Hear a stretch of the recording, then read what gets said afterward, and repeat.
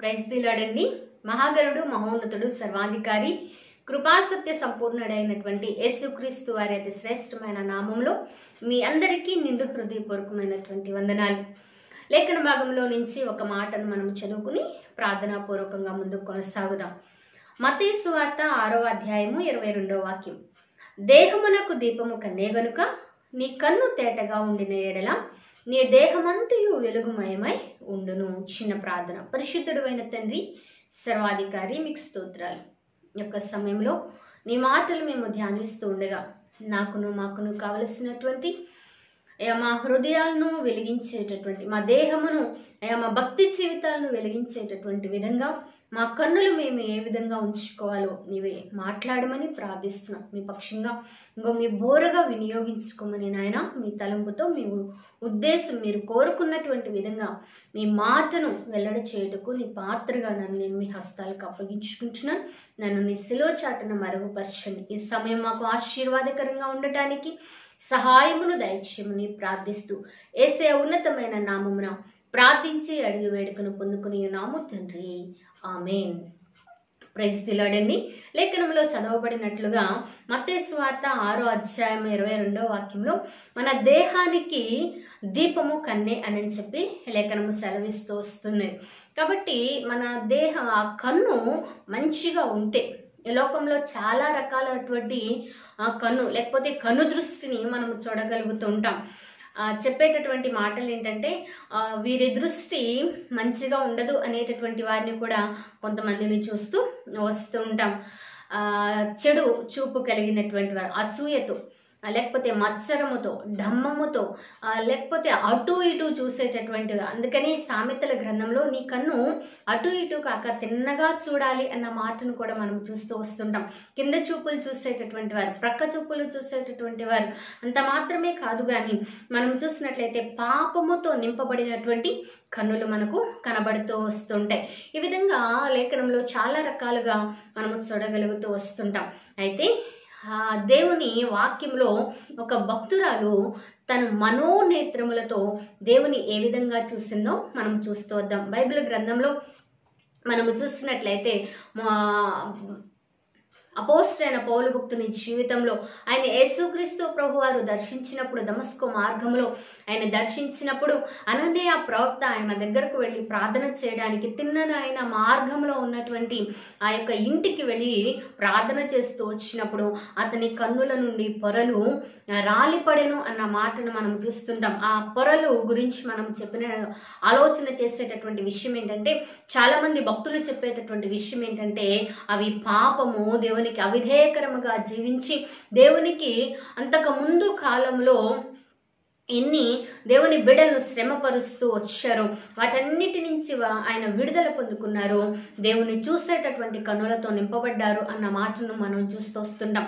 అంత మాత్రమే కాదు, ఆ తర్వాత దినాలలో కూడా ఆయన దేవునికి ప్రార్థన చేస్తూ వచ్చినప్పుడు అక్కడ కొంతమంది చెప్పేటటువంటి విషయం ఏంటంటే ఆయన కన్నుల నుండి నిరంతరము కన్నీరు కారేది అని కొంతమంది ఆ కన్నులకు పుసి ఉండేది అని కొంతమంది చెప్తూ వస్తుంటారు. ఏదేమైనప్పటికీ తనకు కన్నుకు సంబంధించినటువంటి అపోస్తలుడైన పౌలు భక్తుడు బాధపడ్డారు అనేటటువంటి విషయం మనకు అర్థమవుతుంది.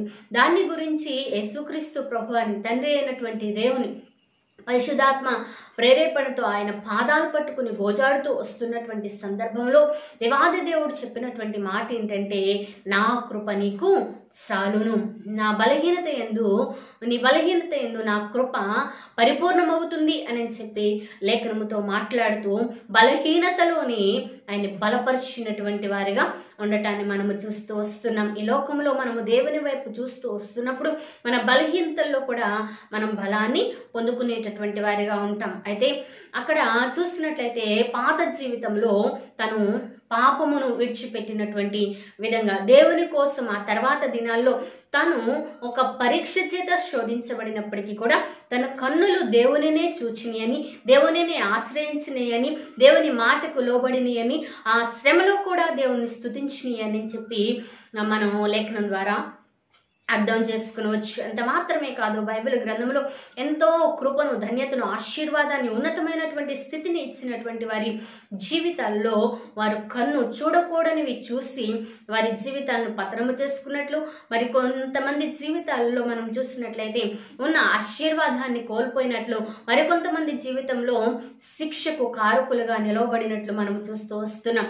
ఉదాహరణకు మనము చూసినట్లయితే సంసోను యొక్క జీవితంలో చూడకూడనటువంటి విధంగా ఫిలిప్తి కుమార్తెను చూసి, అంత మాత్రమే కాదు, తద్వారా తన యొక్క జీవితంలో శోధన జయించలేక తను బానిసగా చేయబడి వెళ్ళకూడనటువంటి ప్రదేశానికి వెళ్ళి తన కన్నులు తీసివేసేటటువంటి పరిస్థితికి ఆయన వెళ్ళిపోవటాన్ని మనం చూస్తున్నాం. అంత మాత్రమే కాదు, లేఖనంలో మనం చూసినట్లయితే దావీదు మహారాజు కూడా యుద్ధ సమయమందు ఆయన ప్రార్థించడానికి బదులు ఉన్నతమైన కొండల తట్టు చూడవలసినటువంటి ఆయన చేస్తున్నటువంటి పని తన కన్నులు క్రిందకి చూసినట్లు మనం చూస్తున్నాం.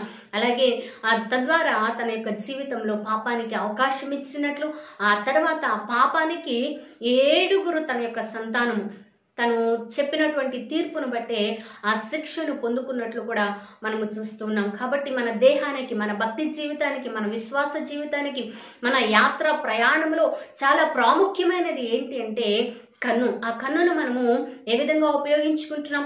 కింద చూపులు చూసేవారిగా, అసూయ కలిగి చూసేవారిగా, పాపముతో నింపబడి చూసేవారిగా, లోక ఆకర్షణల చేత ఆకర్షింపబడి దాన్ని చూసేటటువంటి వారిగా మనము ఉన్నప్పుడు మన యొక్క జీవితాల్లో దేవునికి దూరం అయ్యేటటువంటి పరిస్థితి మనకు కనబడుతూ వస్తుంది. కాబట్టి ఇది సమయంలో మనం ఆలోచన చేద్దాము.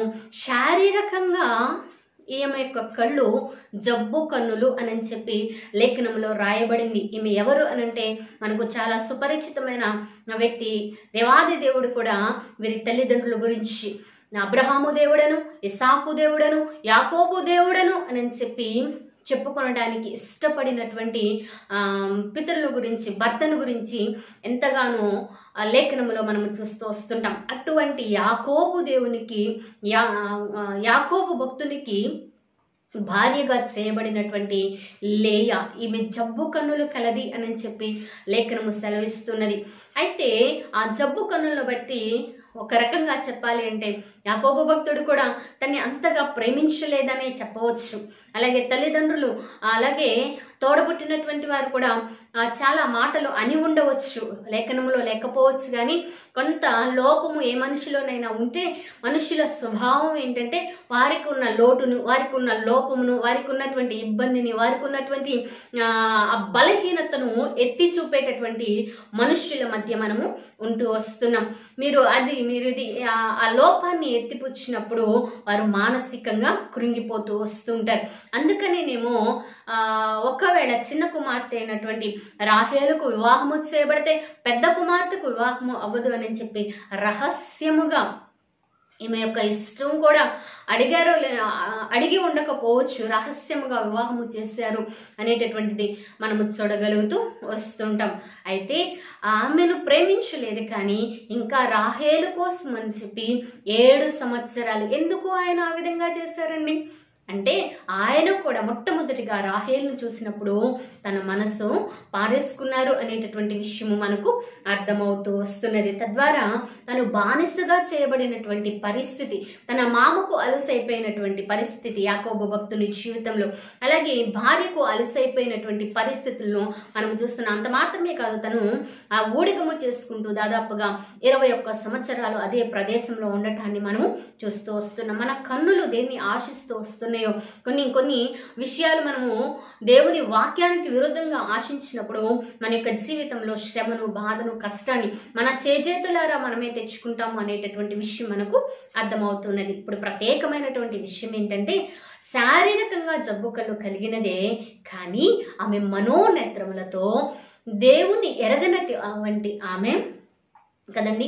లాబాను భక్తుని జీవితంలో మనం చూస్తే ఆయన విగ్రహారాధికులు అనేటటువంటిది మనకు అర్థమవుతున్నది.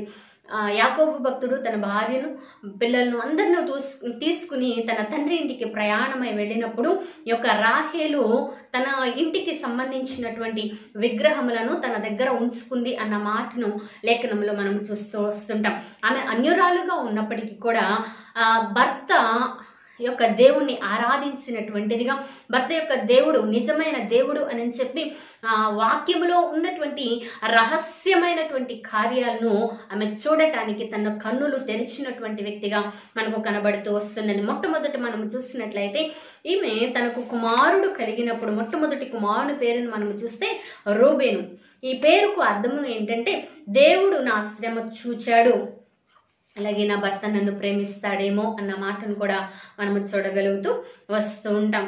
ఇక్కడ మనము చూసినట్లయితే దేవుడు ఎందుకు ఆమెను చూశాడు అని అంటే, ఈమెలో ఉన్నటువంటి ఈమె కన్నులు చూసినటువంటి విషయం ఏంటంటే, ఆయన ఆశ్చర్యకరుడు, ఆశ్చర్యమైనటువంటి కార్యములు చేయగలడు, తన భర్త మనస్సు మార్చి తన ఎడల ప్రేమ చూపించడానికి ఆయనకు అసాధ్యమైనది లేదు అని చెప్పి తాను మొదటగా ఆశ్చర్యమైన కార్యములు చేసేటటువంటి దేవుని వైపు, మరి ముఖ్యంగా దేవుని వాక్యం వైపు ఆమె కనుదృష్టి నిలిపినటువంటిదిగా ఉంటున్నది. అందుకని కీర్తనలు 119:18 వాక్యంలో మనము చూసినప్పుడు, నేను నీ ధర్మశాస్త్రమునందు ఆశ్చర్యకరమైన సంగతులను చూచినట్లు నా కన్నులు తెరువుము అని చెప్పి లేఖనము ద్వారా మనకు అర్థమవుతూ వస్తున్నది. కాబట్టి ఇట్టి సమయంలో మనము ఆశ్చర్యమైన సంగతులు చూచున్నట్లుగా, ధర్మశాస్త్రములో అంటే వాక్యములో మనము వాటిని పొందుకున్నట్లుగా, ఆ వాక్యమై ఉన్నటువంటి దేవుణ్ణి ఆశ్రయించేటటువంటి వారిగా, దేవుని చూసేటటువంటి వారిగా మన కన్నులు ఉండాలి అని చెప్పి లేఖనం ద్వారా మనకు అర్థమవుతుంది. రెండవది మనము చూసినట్లయితే, ఆమె తన కుమారుడు షిమ్యోను పుట్టినప్పుడు యెహోవా విన్నాడు, లేకపోతే ప్రార్థన విన్నాడు అనేటటువంటి మాటను మనము చూడగలుగుతూ వస్తూ ఉంటాం. అందుకని కీర్తనాకారుడు కూడా 121వ కీర్తన 1వ వాక్యంలో మనము చూసినట్లయితే, కొండల తట్టు నా కన్నులెత్తుచున్నాను, నాకు సహాయమే ఎక్కడ నుంచి వచ్చును, యెహోవా వలనే నాకు సహాయము కలుగును, ఆయన భూమి ఆకాశములను సృష్టించినవాడు అన్న మాటను మనకు లేఖనంలో కనబడుతూ వస్తున్నది. కాబట్టి మనకు సహాయము ఎక్కడ దొరుకుతుంది? కొండల తట్టు. కొండలు అంటే దేవుని ఉన్నతమైనటువంటి ఉపదేశం, లేకపోతే దేవుని వైపే మనము చూడ, నా కొండ, నా కోట, నా శృంగము, నా ఆశ్రయదుర్గము అని చెప్పి కీర్తనకారుడు మరి యొక్క చోట మాట్లాడుతుంటాడు. మన కొండైనా, మన కోటైనా, మన ఆశ్రయదుర్గం, నమ్ముకున్నదగిన సహాయకుడు దేవాది దేవుడు. కాబట్టి ఆయన వైపు చూసినటువంటి కన్నులు కలిగినదిగా ఈ యొక్క లేయ మనకు కనబడుతున్నది. ఆ తర్వాత మనము చూసినట్లయితే కీర్తనలు 34వ కీర్తన 5వ వాక్యంలో, వారు ఆయన తట్టు చూడగా వారికి వెలుగు కలిగెను, వారి ముఖములెన్నడూ లజ్జింపకపోయెను. దేవునికి స్తోత్రం. హల్లెలూయా. అంటే సమయంలో మూడవ కుమారుని మనము చూసినట్లయితే, లేవి ఆమెకు పుట్టడాన్ని మనము చూస్తున్న, నా పెనిమిటి నన్ను హత్తుకొనునేమో అనుకుంది, కానీ తన పెనిమిటి హత్తుకోలేదు. కానీ దేవుడు ఆమెను హత్తుకొని ఆమె పడకుండా తన జీవితంలో గొప్ప కార్యాన్ని చేశారు. ఎందుకో తెలుసండి, లేవి వంశావళిలో నుంచే, లేవి గోత్రములో నుంచే ఎవరు వచ్చారండి? యాజకులు రావటాన్ని, లేవీలకు దేవుడు నేను సొత్తు అయి ఉన్నాను, నేనే వారికి స్వాస్యము అని చెప్పటాన్ని మనము చూడగలుగుతూ వస్తున్నాం. కాబట్టి ఎంత గొప్ప ఆశీర్వాదాన్ని దేవుడు ఇచ్చారు. ఆమె దేవుని వైపు చూసినప్పుడు, దేవుని లేఖనాల వైపు చూసినప్పుడు, దేవుని ఆశ్రయించినప్పుడు, అంత మాత్రమే కాదు, ఆయన వైపు తన కన్నులెత్తినప్పుడు అంటండి, ఆమె జీవితంలో సిగ్గుపడలేదు అన్న మాటను మనం చూస్తున్నాం. ఈ లోకంలో తల్లి, తండ్రి, అన్న, తమ్ములు, అక్క చెల్లెలు, వీరు, లేకపోతే భార్య, భర్త, ఎవరు మనకు ఆశ్రయంగా ఉన్నారు, మంచిగా ఉంటారు, సహకరిస్తారు అనేటటువంటి వారు ఒక్కొక్కసారి మనం అనుకున్న విధంగా, మనల్ని ప్రేమించవలసినటువంటి విధంగా, మనకు సహకరించవలసినటువంటి విధంగా, మనల్ని ప్రోత్సహించవలసినటువంటి విధంగా ఉండకపోవచ్చేమో. కానీ మన కన్నులు దేవుని చూసినప్పుడు, దేవుని ఆశ్రయించినప్పుడు ఆయన ఎన్నడూ కూడా మనల్ని సిగ్గుపడనటువంటి వారిగా, మనల్ని చేసేటటువంటి దేవుడిగా ఉంటున్నారు. అందుకని ఈ యొక్క లేయా భక్తురాలి జీవితంలో మనము చూసినట్లయితే ఆమె కన్నులు దేవుణ్ణి చూసిని. ఇంకొక మాటను మనం చూస్తే యోగు గ్రంథము 31వ అధ్యాయము 1వ వాక్యంలో, నేను నా కన్నులతో నిబంధన చేసుకుంటుని, కన్యకను నేను ఎలాగూ చూచుదును అన్న మాటను మనం చూస్తున్నాం. వధువు సంఘంగా మనం సిద్ధపరచుకున్న మన యొక్క జీవితాల్లో ఇక్కడ ఈమె యొక్క జీవితంలో 4వ కుమారుడు యోధా కూడా మనకు కనబడుతున్నారు. యోధా అంటే స్తుతించుట. ఈ యొక్క యూదా గోత్రంలో నుంచే యేసుక్రీస్తు ప్రభువారు రావటాన్ని మనము చూస్తూ వస్తున్నాం. ఈమెను తన తండ్రి, అలాగే సహోదరి, తన భర్త వీరందరూ కూడా నిర్లక్ష్యం చేశారు. ఆమెకున్నటువంటి బలహీనతను బట్టి, ఏ సంబంధమైనటువంటి అస్వస్థతను బట్టి. కానీ ఆమె పర సంబంధమైనటువంటి స్వస్థత కలిగినటువంటిదిగా, మనోనేత్రములు కలిగినటువంటిదిగా, దేవుని చూసినటువంటిదిగా తన యొక్క జీవితంలో ఎంత ఆశీర్వాదం అంటే, కొరింథీయులకు రాసినటువంటి ఇక్కడ లేఖన భాగంలో మనము చూసినట్లయితే ఇంకో మాట మనకు కనబడుతూ వస్తూ ఉంటుంది. ఋతు గ్రంథము 4వ అధ్యాయము 11వ వాక్యంలో, యెహోవా నీ ఇంటి వలన ఆ స్త్రీని ఇజ్రాయేళ్ల వంశములను వర్ధిల్ల చేసిన రాహేలును పోలిన దానిగాను లేయాను పోలిన దానిగాను చేయునుగాక. దేవునికి స్తోత్రం. ఎవరంటండి? ఇశ్రాయేలు వంశమును వర్ధిల్ల చేసినటువంటి లేయా. దాదాపుగా లేవి యొక్క ఇజ్రాయేలు జనాంగంలో మనము చూసినట్లయితే ఈమెకు మొత్తము 9 మంది సంతానముగా మనకు కనబడుతున్నారు. రూబేను, షిమ్యోను, లేవి, యూదా, జెబూలూను, ఇస్సాకారు, అలాగే దాసి ద్వారా గాదు, ఆషేరు, అలాగే ఒక కుమార్తె దీనా కూడా 9 మంది సంతానం ఇజ్రాయేలు జనాంగాన్ని మనము చూడగలుగుతున్నాం. ఈ యొక్క సమయంలో ఆలోచన చేసినట్లయితే ఆమె కన్నులు శారీరకంగా జబ్బు కన్నులు, కానీ ఆమె మనోనేత్రములు తెరిచింది. ఆమె దేవుని వాక్యంలో ఉన్నటువంటి ఆశ్చర్యకరమైన సంగతులు చూసింది. దేవుని సహాయం కొరకు దేవుని వైపు చూసింది. అంత మాత్రమే కాదు, కానీ దేవుని వాక్యంలో మనము చూడగలిగినప్పుడు ఆమె ఎన్నడూ కూడా సిగ్గుపడినటువంటి విధంగా దేవుని వైపు, అందుకని దాసి కన్నులు యజమానురాలి వైపు, దాసి కన్నులు యజమానుని వైపు చూడాలి. ఎప్పటి వరకు అంటే కార్యము చేసే వరకు, ఈమె కూడా కార్యము చేసే వరకు దేవుని వైపు చూస్తూ వచ్చిందేమో. దేవునికి స్తోత్రం, హల్లెలూయా. ఆ తర్వాత మనము చూసినట్లయితే యూదా స్తుతించే జనాంగం రావడం, ఈమె కూడా ఒక తీర్మానం చేసుకుంది. నేను అనుకుంటాను, ఇంకా నా బ్రతుకు నా దేవుని కోసమే, ఇంకా నేను స్తుతిస్తూ ఉంటాను, నాకు ఇంతకన్నా ఇంకేం కావాలి అని చెప్పి దేవుని స్తుతించటం ప్రారంభించిందేమో. అందుకని స్తుతి తన స్థితిని మార్చి ఇజ్రాయేలు జనాంగం యొక్క వంశావళి ఆమె గర్భంలో నుంచి రావడానికి దేవుడు కృప చూపి, ఆ గర్భంలో నుంచే యేసుక్రీస్తు ప్రభువారు, ఆ వంశావళిలో నుంచే యేసుక్రీస్తు ప్రభువారు రావటాన్ని మనము చూస్తూ వస్తున్నాం. కాబట్టి ఇక్కడ లేఖనం సెలవిచ్చినట్లు నీ దేహమంతయు వెలుగుమై ఉంటుంది అని సెలవిచ్చినట్లు ఆమె కన్నులు దేవుని చూసినాయి, వాక్యాన్ని చూసినాయి, సహాయాన్ని చూసినాయి, ఆయన వెలుగును చూసినాయి. అంత మాత్రమే కాదు, దేవునితో నిబంధన చేసుకున్నాయి. మనము కూడా అట్టి వారముగా ఉంటే మన యొక్క భక్తి జీవితాల్లో వెలుగు సంబంధంగా మన భక్తిని, మన విశ్వాసాన్ని, మన ఆత్మీయ జీవితాలను మనం వెలిగించుకునేటటువంటి వారిగా ఉంటూ ఉంటాం. కాబట్టి మన కన్ను ఎలా ఉన్నదో మనము జ్ఞాపకము చేసుకుని, ఈ సంబంధమైనటువంటి కన్నుల్లో కొంతమంది కొన్ని బలహీనతలు వస్తూ ఉంటాయి, వాటిని మనము లెక్క చేయకూడదు. కానీ కన్నులకు ఉన్నటువంటి ఈనాటి దినాల్లో మనుషులు చంటి పిల్లల దగ్గర నుంచి ఏమొచ్చేస్తున్నాయండి, బోతద్దాలు పెట్టేసుకుంటూ వస్తున్నారు కదా. ఎందుకు? టీవీలు, లేకపోతే సెల్ ఫోను.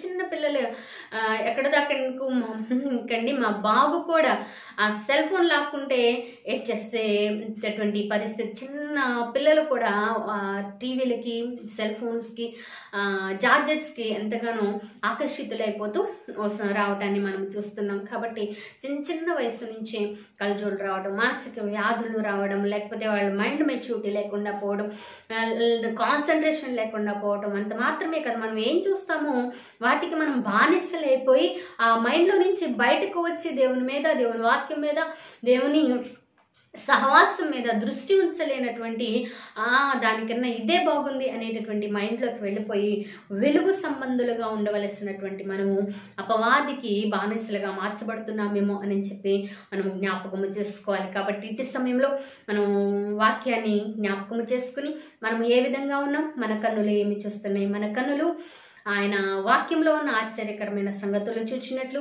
ఆయన సహాయాన్ని కోరుకున్నట్లు, ఆయన సహాయము చేసే వరకు మనం వారి కన్నులు వారు ఆయన చూడగా వారికి వెలుగు కలిగిన, మనకు వెలుగు కలుగునట్లుగా, మనకు సిగ్గుపడకుండా ఉండునట్లుగా దేవుని వైపు మనం చూసినట్లు మన కన్నులతో మనం నిబంధన చేసుకుని మనం ముందుకు కొనసాగుదాం.